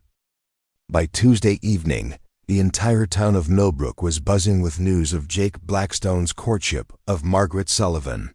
The story had grown and transformed with each telling, creating a web of speculation, gossip, and heated debate that reached into every household in the county. Margaret walked home from the store through streets that felt different somehow, as if the very air carried whispers and sideways glances. She had endured a day of carefully neutral questions from customers, meaningful looks from neighbors, and the uncomfortable sensation of being the subject of every conversation that stopped abruptly when she approached at the Sullivan farm. Ernest was waiting in the front parlor, dressed in his best suit and wearing the grim expression of a man preparing for battle. The good china was set out on the table, and Margaret could smell the aroma of her father's special occasion pot roast coming from the kitchen. "The whole town's talking," Ernest said without preamble. "Pete Garrison stopped by this afternoon to tell me that Jake Blackstone has been making his intentions toward you very public indeed." Margaret hung her shawl on the door peg, noting the tension in her father's shoulders. "What exactly did Mr. Garrison say?" "He said that Sarah Mitchell has been telling everyone who will listen that Blackstone has lost his mind. Apparently, she's convinced that you've somehow bewitched him or that he's suffering from some form of temporary insanity." Margaret felt a flash of anger at Sarah's vindictive response, but she forced herself to remain calm. "And what do you think, Papa?" Ernest stood and walked to the window, his hands clasped behind his back in the posture he always adopted when wrestling with difficult problems. "I think Jake Blackstone is either the most genuine man I've ever heard of or the most accomplished actor. Either way, he's coming here tonight to ask for my permission to court you, and I need to decide which I believe." "What will you tell him?" "That depends on what he tells me. If he can convince me that his intentions are honorable and his feelings are genuine, then I'll give him my blessing. If I sense any hint of deception or ulterior motive, I'll ask him to leave and never return." Margaret had never heard her father speak with such protective fierceness. Despite his doubts about her romantic prospects, Ernest Sullivan was clearly prepared to defend his daughter against anyone who might seek to take advantage of her. The sound of approaching hoofbeats interrupted their conversation. Through the window, they could see Jake dismounting from his horse, carrying what appeared to be a bouquet of wildflowers and a wrapped package. He moved with the deliberate care of a man who understood the significance of the moment. Ernest answered the door before Jake could knock, studying the younger man with the critical eye of a protective father.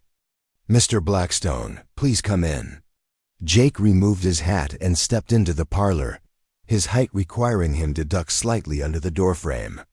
He looked more nervous than Margaret had ever seen him, and she realized that this conversation mattered to him as much as it mattered to her. "Mr. Sullivan, thank you for agreeing to see me. I know this situation is unusual." "Unusual is one word for it," Ernest replied dryly. Please, sit down. Margaret tells me you have something you'd like to discuss with me. Jake handed the wildflowers to Margaret with a smile that made her heart skip, then offered the wrapped package to Ernest. A small gift, sir. Some of the best bourbon from Kentucky. I thought we might share a drink while we talk. Ernest examined the bottle with obvious appreciation. Quality bourbon was expensive and hard to come by in rural Texas, and the gesture spoke to Jake's understanding of proper etiquette for such occasions. That's very thoughtful, Mr. Blackstone. Margaret, would you mind preparing some glasses for us? As Margaret busied herself with arranging the flowers and setting out glasses, she listened to the carefully formal conversation between the two men. Jake was clearly making an effort to show respect for Ernest's position as Margaret's father, while Ernest was just as clearly evaluating every word and gesture for signs of deception or insincerity. Mr. Blackstone, Ernest began once they had settled with their drinks, I'll speak plainly with you. My daughter is a remarkable young woman, but she's also inexperienced in matters of romance. I need to know that your intentions toward her are honorable. They are completely honorable, sir. I want to court Margaret properly, with the goal of asking for her hand in marriage if she have me.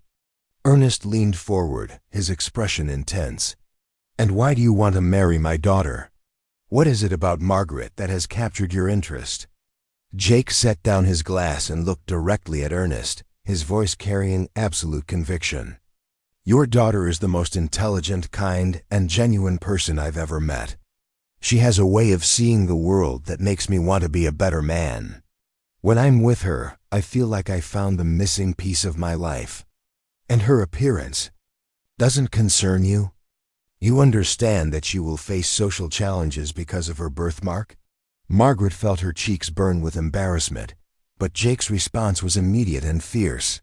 Her birthmark is part of who she is, and I find everything about her beautiful. Any social challenges she faces will be challenges we face together.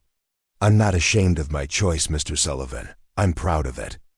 Ernest studied Jake's face with the intensity of a man trying to read another man's soul. Mr. Blackstone, you could have your choice of any woman in this county. Sarah Mitchell, for example, is considered quite a catch. Why would you choose Margaret over someone like her? Because Miss Mitchell, for all her conventional beauty, has nothing to offer me that I value. She sees marriage as a business transaction, a way to advance her social position. Margaret sees love as something precious and rare, something worth building a life around. You sound very certain about this. I am certain, sir. I've never been more certain about anything in my life. Ernest was quiet for a long moment, sipping his bourbon and studying Jake's expression.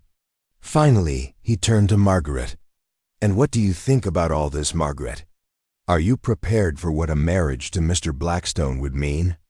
Margaret felt the weight of both men's attention as she considered her answer. I think Jake is offering me something I never dared to hope for.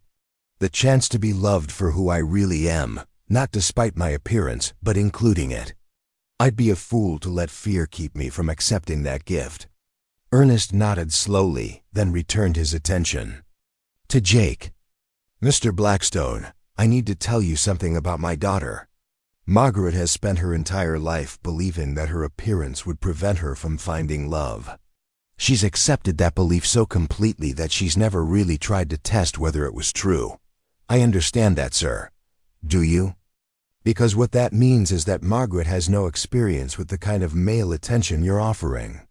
She has no way to distinguish between genuine affection and other motivations. Jake's expression hardened slightly. Are you suggesting that my motives are questionable? I'm suggesting that my daughter is vulnerable in ways that a more experienced woman might not be. If you're not completely sincere about your intentions, if there's any part of this that's based on pity or curiosity, or temporary loneliness, then you have the power to destroy her completely. The room fell silent except for the tick of the mantel clock. Margaret could see the tension in both men's faces as they measured each other across a divide of protectiveness and determination. "Mr. Sullivan," Jake said finally, "I understand your concerns and I respect them. But I need you to understand something as well. I'm not a man given to impulsive decisions or temporary enthusiasms. When I commit to something, I commit completely. I'm asking for your permission to court Margaret because I believe she could be the woman I spend the rest of my life with. And if you're wrong, if you discover that your feelings aren't as deep as you think they are, then I'm wrong and I'll have to live with the consequences of my mistake. But I don't believe I'm wrong, sir. I believe I found exactly what I've been looking for." Ernest stood and walked to the window again, staring out at the darkening landscape. When he turned back to face Jake, his expression had softened slightly. "Mr. Blackstone, I've spent Margaret's entire life protecting her from disappointment by keeping her expectations low. Perhaps it's time I started protecting her right to pursue happiness instead." Jake's face lit up with hope. "Does that mean you'll give us your blessing?" "It means I'll give you permission to court my daughter with certain conditions." "Name them." Ernest began counting on his fingers. "First, you will treat Margaret with complete respect at all times. Second, you will make your intentions clear to the community so that there can be no misunderstanding about the seriousness of your courtship. Third, if you ever decide that this courtship isn't working out, you will end it quickly and cleanly, rather than allowing it to drag on and cause Margaret additional pain. Agreed on all counts, sir." And finally, Ernest's voice grew stern, "If you ever hurt my daughter, if you ever make her feel ashamed of herself or regret trusting you, you will answer me personally." Jake stood and extended his hand to Ernest. "You have my word on all of that, Mr. Sullivan. I won't let you down, and I won't let Margaret down." As the two men shook hands, Margaret felt tears of relief and joy spring to her eyes. Her father had given his blessing to the courtship, and Jake had proven himself worthy of that trust through his sincerity and commitment. "Now then, Ernest," sighed, his mood lightening considerably, "Margaret has prepared one of her excellent pot roasts for dinner. I hope you'll join us, Mr. Blackstone. I'd like to hear more about your plans for Henderson Place." Over dinner, the atmosphere grew increasingly relaxed as Jake and Ernest discovered shared interests in farming, construction, and local history. Jake told stories about his restoration work that made Ernest laugh, and Ernest shared memories of Margaret's childhood that revealed his deep pride in his daughter's accomplishments. "She built her first bookshelf when she was 12, Ernest said, gesturing toward a somewhat lopsided piece of furniture in the corner. "Insisted on doing it herself, even though it took her 3 times as long as it would have taken me. It's beautiful," Jake said seriously, examining the bookshelf with genuine appreciation. "You can see the care that went into every joint." Margaret felt a warm glow of happiness as she watched the two most important men in her life getting to know each other. Jake's easy acceptance of her childhood furniture, his genuine interest in her father's stories, and his obvious respect for the Sullivan family's modest circumstances all reinforced her belief that he was exactly the man he appeared to be.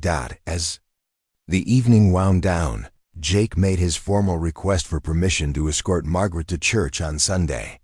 "I want the community to see us together," he explained. "I want them to understand that this courtship is serious and public." Ernest nodded approvingly. "That's wise. The sooner people understand your intentions, the sooner they'll stop speculating about them." "There's something else I'd like to discuss," Jake continued. "I'd like to invite both of you to visit the Henderson place this weekend. I want you to see what I'm building there, and I want your opinions on my plans." Margaret felt her heart leap at the prospect of seeing Jake's home again, this time with her father's blessing and approval. "We'd be honored to visit," Ernest replied. "I've been curious about that restoration project ever since Pete Garrison mentioned it." As Jake prepared to leave, he took Margaret's hand in front of her father, a gesture that would have been scandalous just days earlier, but now felt natural and right. "Thank you for trusting me with your daughter's happiness," he said to Ernest. "I won't take that responsibility lightly." "See that you don't," Ernest replied, but his tone was warm rather than threatening. After Jake left, Margaret and her father sat together in the parlor, both lost in their own thoughts about the evening's conversation.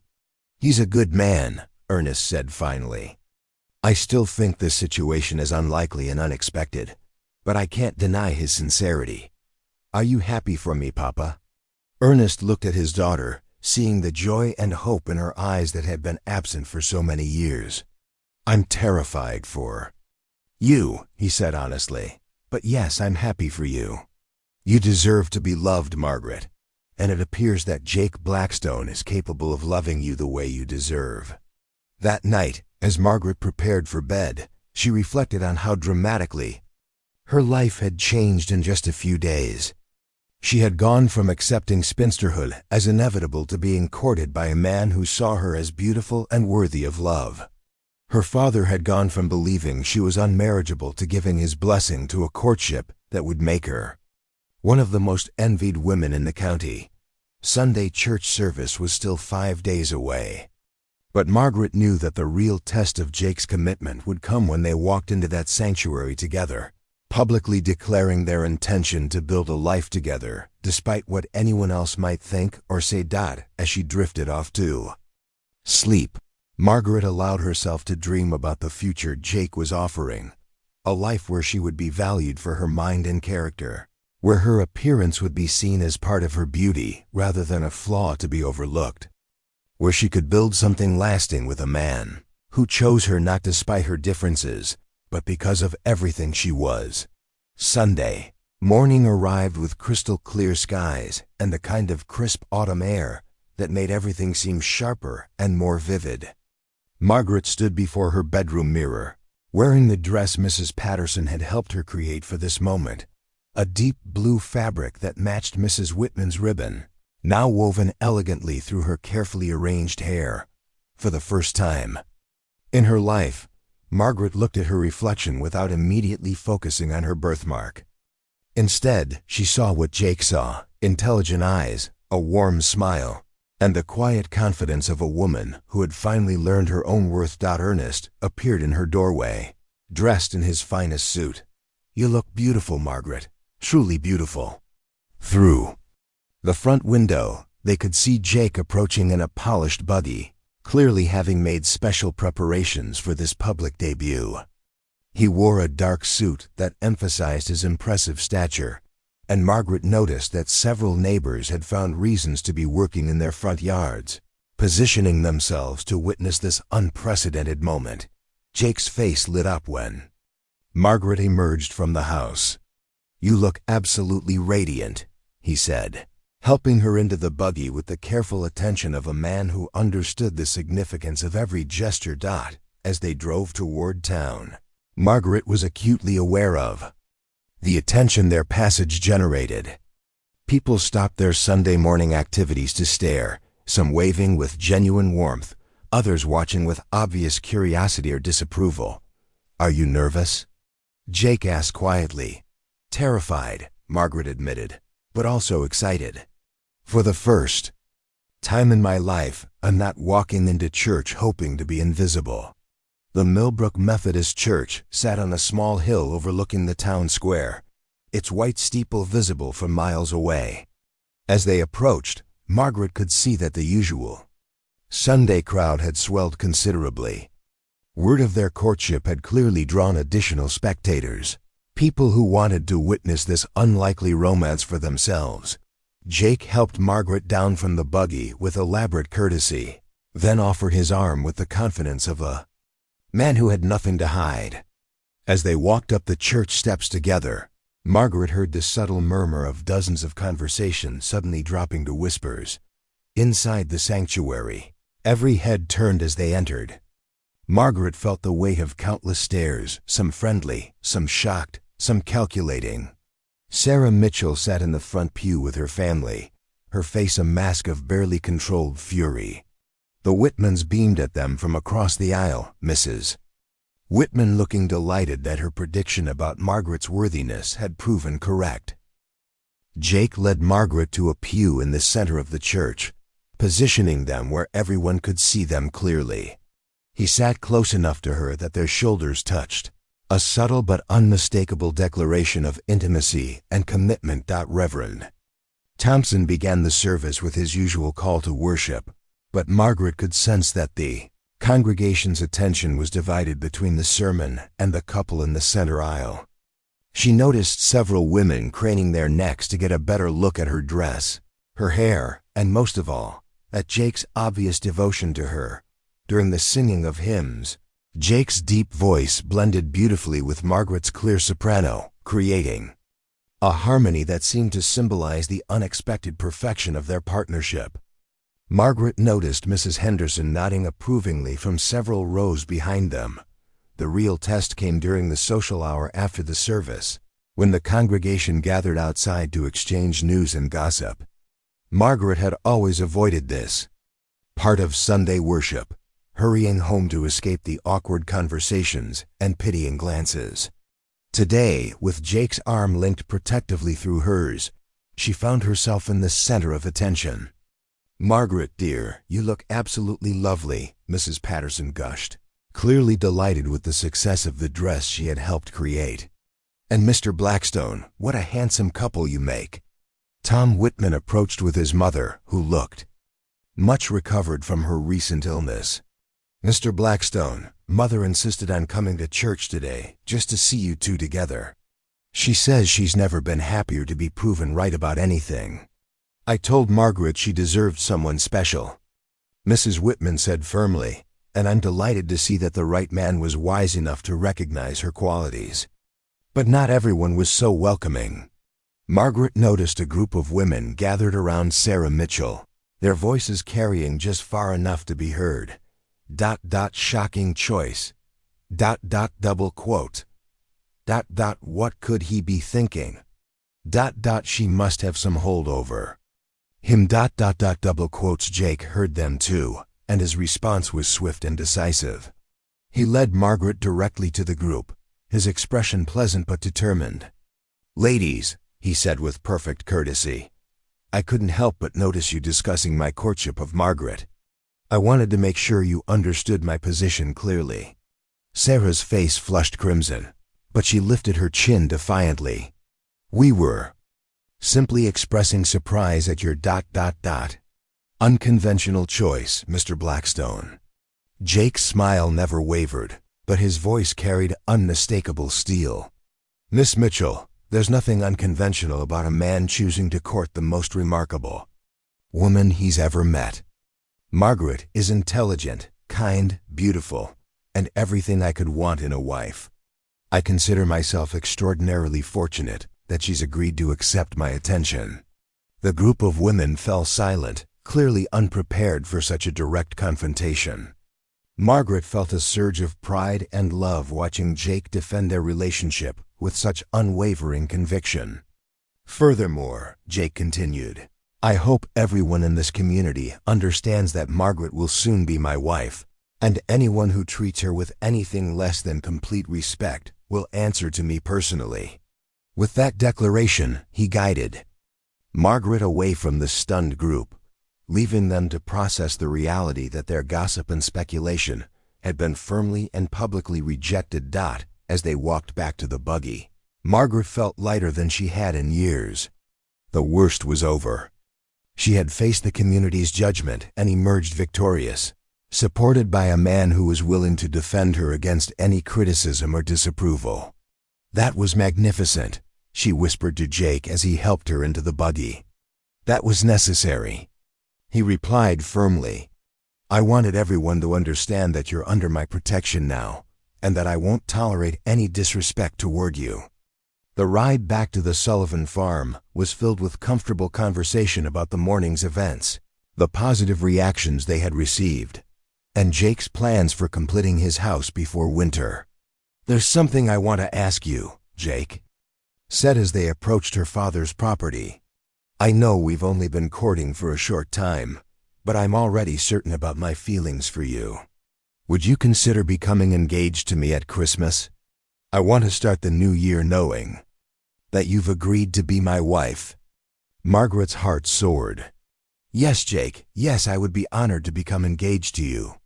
Jake stopped the buggy and turned to face her fully. "Margaret Sullivan, you've changed my life completely.